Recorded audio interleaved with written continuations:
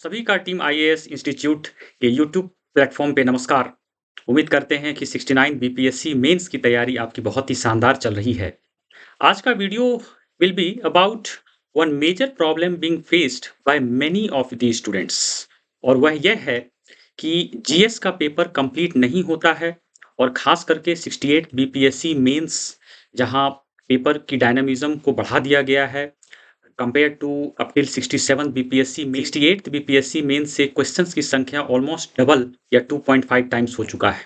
So therefore paper complete नहीं होना एक मेजर प्रॉब्लम बहुत सारे स्टूडेंट्स के साथ हो चुका है। आज के वीडियो में हम लोग इसी के बारे में बात करेंगे। We will take a very holistic and scientific approach as to what are the major reasons कि आपका पेपर फिनिश नहीं होता है, और कैसे जो पेपर है उसको फिनिश किया जाए विथ इफेक्टिवनेस, जिससे कि आपको अच्छे नंबर आए। इस वीडियो में बने रहिएगा क्योंकि हम लोग इन सारे मुद्दों पर चर्चा करेंगे। उससे पहले कि हम लोग वीडियो में आगे बढ़ें, 3 important gentle reminders for you all.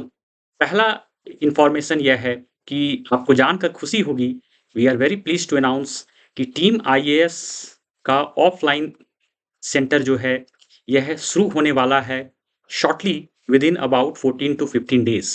इसके बारे में आपको इन्फॉर्म किया जाएगा, रेगुलर अपडेट दिया जाएगा, और इसका जो लोकेशन है, इसका जो एड्रेस है, इस वीडियो के कमेंट सेक्शन में मैं दे दूंगा। This is the first information.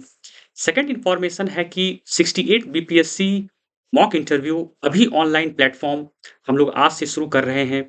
जैसे ही ऑफलाइन सेंटर की शुरुआत होती है तो ऑफलाइन और ऑनलाइन मॉक इंटरव्यूज दोनों कंडक्ट कराए जाएंगे, लेकिन फिलहाल for 13 to 14 days there would be only online mock interviews. तो मॉक इंटरव्यू के लिए आप हमारे प्लेटफॉर्म से जुड़ सकते हैं। आपको साइंटिफिक एंड फाइन नुआंसेस के साथ जो इंटरव्यू की तैयारी होती है उसमें आपको हेल्पिंग हैंड मिलेगा। इसके लिए आप हमारा जो टेलीग्राम चैनल है उसको एक बार चेक कर लेंगे, क्योंकि सारे इंफॉर्मेशंस आपको मॉक इंटरव्यू के वहाँ मिल जाएंगे। इस चैनल का लिंक भी इस वीडियो के जो कमेंट सेक्शन है उसमें मैं दे दूंगा। And third important piece of information is कि एक गूगल फॉर्म का लिंक मैं जो कमेंट सेक्शन है उसमें दे दूंगा, क्योंकि मॉक इंटरव्यू लेने से पहले कैंडिडेट के बारे में बेसिक इन्फॉर्मेशन होनी चाहिए, और वो सारे इन्फॉर्मेशन आप जो गूगल फॉर्म है उसमें भर देंगे तो आपका मॉक साइंटिफिक तरीके से होगा। उससे पहले कि हम मेन कंटेंट को शुरू करें, अगर आपको हमारा चैनल अच्छा लगता है कृपया इसे सब्सक्राइब करें, बेल आइकन को प्रेस करें। Let's start with as we discussed that completing the GS paper now is a herculean task. बहुत सारे ऐसे स्टूडेंट हैं जिनका जीएस पेपर कंप्लीट नहीं होता है। नाउ रूल ऑफ थंब याद रखिए कि मेंस एग्जाम में 3 रूल ऑफ थंब होता है जो कि अटमोस्ट इंपॉर्टेंस है उसका। इसके बिना आपका मेंस एग्जाम में परफॉर्मेंस अच्छा नहीं होगा।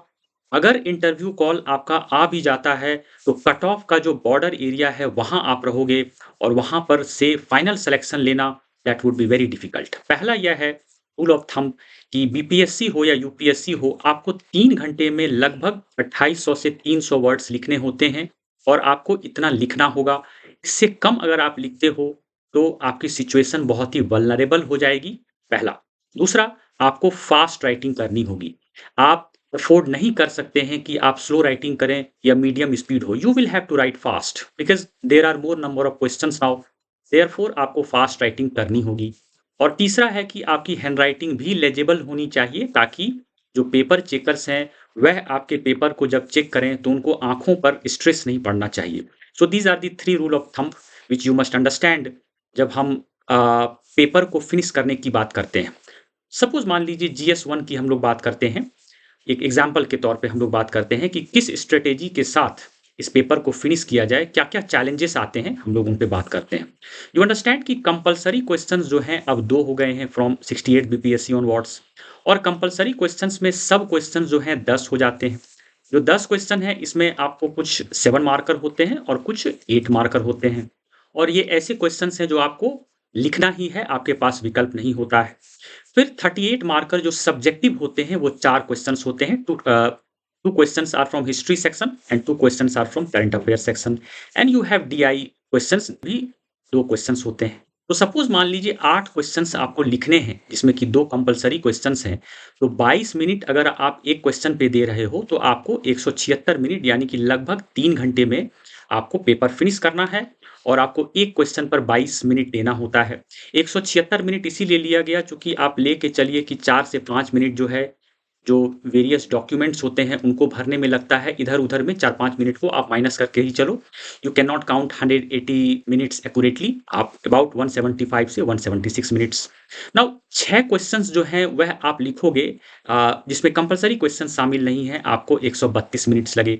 यानी कि 22 गुना 6 आप कर दीजिए तो 132 मिनट्स हो गए। अब जो रेस्ट आपके पास 44 मिनट्स बच गए out of 176 minutes, you have now got 44 minutes left because you have spent 132 minutes in writing 6 questions.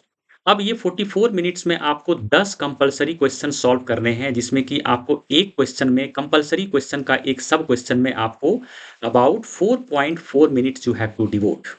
और यह जो 4.4 मिनट्स जो आपको डिवोट करना होता है एक कंपल्सरी क्वेश्चंस पे, I am talking about the problem starts from there itself. यही जो कंपल्सरी क्वेश्चन है यह आपके लिए प्रॉब्लम क्रिएट करता है। अब देखिए चैलेंजेस क्या होता है कंपल्सरी क्वेश्चंस को लिखने के क्रम में।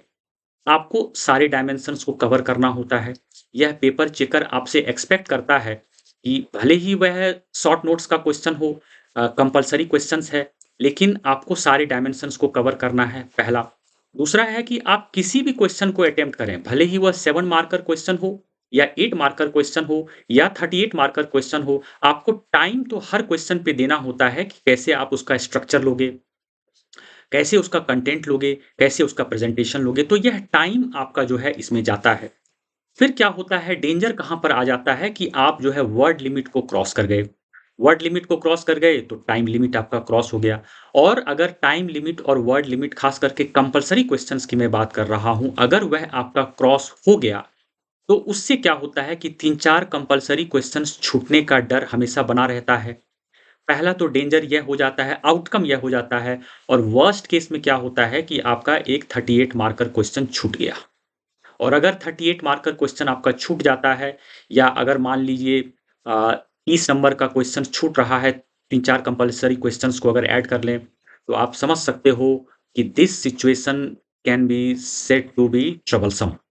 आप यहाँ पर ट्रबल में पड़ चुके हो। You understand where the problem lies. क्योंकि क्वेश्चन अगर आपका छूट रहा है 30 मार्क्स का, 32 मार्क्स का या 38 मार्कर अगर क्वेश्चन छूट गया है because of the problem in the approach of writing, you understand कि वहाँ पर बहुत दिक्कत होगी। सॉल्यूशंस बहुत इंपॉर्टेंट है। अगर हम लोग सॉल्यूशंस की बात करें, स्पेशली कंपल्सरी क्वेश्चंस की बात करते हैं, क्योंकि ट्रबल वहीं पर आ रहा है। कंपल्सरी क्वेश्चंस में एक चीज़ याद रखिएगा कि जो 38 मार्कर में आपका अप्रोच रहता है, वह कंपल्सरी क्वेश्चन में उस तरह का अप्रोच अगर आप रखते हैं, तो you are bound to fail in your writing approach. That is a sure shot recipe for failure. Compulsory questions में आपका अप्रोच अलग होगा। पहला अप्रोच होगा कि इंट्रोडक्शन को 1 लाइन रखिए, नॉट मोर देन दैट। अगर आप 1 लाइन से ज़्यादा रखते हैं, मे बी 2 लाइन से ज़्यादा रखते हैं, वर्ड लिमिट आप right at the beginning itself you have crossed, आपको अंतिम में ट्रबल हो जाएगा। दूसरा है कि पॉइंट फॉर्मेट में लें। आप कंपल्सरी क्वेश्चंस को पैराग्राफ फॉर्मेट में लिखने का प्रयास ना के बराबर करें, go for point format. Third, flow chart का यूज़ करें, क्योंकि कंपल्सरी क्वेश्चंस में जहाँ भी पॉसिबल है, अगर आप फ्लो चार्ट का यूज़ करते हैं, तो that will help you to save words. यानी कि आप अपनी बातों को कम समय में, कम शब्दों में आप अपनी बातों को फ्लो चार्ट्स के माध्यम से बेहतर तरीके से कर सकते हैं। अगली बात है कि आपको शॉर्ट नोट्स के क्वेश्चन, कंपल्सरी क्वेश्चंस जो हैं, सभी रेलेवेंट डायमेंशंस को कवर करिए। भले ही वो 7 मार्कर है या 8 मार्कर है, अगर आप सभी रेलेवेंट डायमेंशंस को कवर करेंगे, तो क्वाइट पॉसिबल है कि 8 में से 6 नंबर आपको मिल जाएँगे। और अगर मान लीजिए किसी भी डायमेंशन को लिखते हैं, you just have to touch the dimension. आपको इलैबोरेट नहीं करना है, सिर्फ उसमें 1 पॉइंट, 1 लाइन आप लिख दो। पेपर चेकर को यह बता दीजिए कि मैं इसके सारे रेलेवेंट डायमेंशंस को जानता हूँ, लेकिन चूँकि वर्ड लिमिट की यहाँ पर सीमा है, इसीलिए मैं सिर्फ़ इसको एक सेंटेंस में लिखकर आगे बढ़ गया हूँ। और कॉन्क्लूज़न जो है उसको 1 लाइन से ज़्यादा मत लिखिए। Now this is very different. अगर आप 38 मार्कर में देखिए तो इस तरह की स्थिति नहीं होती है। आप इंट्रोडक्शन को पैराग्राफ फॉर्मेट में अमूमन लिखते हो, कॉन्क्लूज़न को भी पैराग्राफ फॉर्मेट में लिखते हो, और आप उसमें 2-3-4 लाइन लिख सकते हो। और बॉडी में भी आप पॉइंट फॉर्मेट और जो पैराग्राफ फॉर्मेट है वह लेते हो। तो 38 मार्कर इज़ अंडरस्टूड। आप समझ रहे हैं कि जो कंपल्सरी क्वेश्चंस है, उसके कंपैरिज़न में जो 38 मार्कर है, उसका अप्रोच अलग होता है। But I am talking about the compulsory questions which creates trouble for most of the students which had created in 68 BPSC mains. लेकिन 69th बीपीएससी मेंस में आप अगर इस तरह का अप्रोच रखेंगे, तो कंपल्सरी क्वेश्चंस में आपको दिक्कत नहीं होगी। नाउ सपोज़ मान लीजिए एक कंडीशन हम लोग लेते हैं कि डेडलॉक कंडीशन आ गया है। आप एग्ज़ाम लिख रहे हैं और डेडलॉक कंडीशन आ गया है। ऐसा दिख रहा है कि आपके पास 10 मिनट है और समय खत्म होने वाला है और 38 मार्कर आपका छूटा हुआ है या एक कंपल्सरी क्वेश्चन कंप्लीट छूटा हुआ है। सपोज़ हम 38 मार्कर को एग्ज़ाम्पल के तौर पे लेते हैं। तो सबसे पहला तो आप काम कीजिए कि पॉइंट फॉर्मेट में उसको लिखो। आप पॉइंट फॉर्मेट में लिखिए और कोशिश कीजिए कि पैराग्राफ फॉर्मेट में मिनिमम पॉसिबल एक्सटेंट लिखिए, पहला। दूसरा, फ्लो चार्ट ज़रूर दे दीजिए उसमें। आप जब फ्लो चार्ट दे देते हैं तो पेपर चेकर को लगता है कि आप उस क्वेश्चन का आंसर जानते थे, but because of the time constraint आप उसमें फ्लो चार्ट बनाकर ये दिखा दिए हैं कि यू नो द आंसर। तीसरा है कि सारे डायमेंशंस को कवर कीजिए। भले ही आप एक सेंटेंस लिखो, लेकिन डायमेंशंस आपके नहीं छूटें। चौथा है कि 150 से 200 वर्ड्स, इवन 150 वर्ड्स भी अगर आप लिख दो 38 मार्कर में, the paper checker will take your answer and he और she may be impressed by your answer. Usually होता है कि 38 मार्कर में आपको लगभग 400 वर्ड्स लिखने होते हैं, थोड़ा प्लस माइनस कर लीजिए। लेकिन अगर डेडलॉक के कंडीशन में अगर आप 150 वर्ड्स भी लिखते हैं, जिसमें कि सारे डायमेंशंस को आप कवर कर दें, फ्लो चार्ट के माध्यम से आप अपने वर्ड को जो वर्ड लिमिट है और जो टाइम लिमिट को आप सेव कर लें, पॉइंट फॉर्मेट में लिख दें, तो यहाँ भी आपको गुड मार्क्स मिलने की स्थिति बन जाती है और आपको अच्छे नंबर मिलेंगे। डू अंडरस्टैंड वन थिंग कि पेपर को फिनिश करना बहुत ज़रूरी है। अगर आपका पेपर फिनिश होता है, तो कट ऑफ जो होता है, हर कैटेगरी की मैं बात कर रहा हूँ, कट ऑफ से आप अबाउट 30, 40, 50 मार्क्स अहेड होते हैं, इवन 75 मार्क्स अहेड होते हैं। तो पेपर आपका फिनिश जो होता है, उसके 2 मापदंड होते हैं। सबसे पहला होता है कि टाइम को आप फॉलो करें, that is the time limit. This is the rule of thumb you will have to follow. And second is the word limit.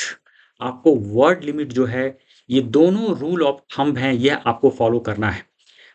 Do understand कि पहले मिनट से ही जब आपको लिखने का इजाज़त मिल जाता है, पहले मिनट से ही अगर आपको ईज़ी और सीमलेसली आंसर राइटिंग करनी है, तो आपको टाइम लिमिट और वर्ड लिमिट फ़ॉलो करना है। अगर आप किसी भी क्वेश्चन में वर्ड लिमिट या टाइम लिमिट को जंप कर जाते हैं, तो what happens that you create pressure for yourself. आप पे प्रेशर आ जाता है और जो मेंटल स्ट्रेस है वो जनरेट हो जाता है। और जब मेंटल स्ट्रेस जनरेट होता है, तो आपका जो फ्लो ऑफ आइडियाज़ है वह एडवर्सली इम्पैक्ट होता है। तो अगर आप चाहते हैं कि आपका जो फ्लो ऑफ आइडियाज़ है वो सीमलेस रहे, उसमें किसी प्रकार का हर्डल नहीं हो, तो आप खुद अपने काम को आसान बनाने के लिए टाइम लिमिट और वर्ड लिमिट का फॉलो करें। इससे आपको एग्ज़ाम कंडीशन में लिखने में बहुत आसानी होगी and you will find that you are having fun while writing the paper of the mains exam of 69 BPSC mains. So that is it for this video. उम्मीद करते हैं कि आपको अभी का वीडियो अच्छा लगा होगा। अगर आपको हमारा चैनल अच्छा लगता है तो कृपया हमारे चैनल को सब्सक्राइब करें, बेल आइकन को प्रेस करें। We shall meet shortly. Until then, good bye.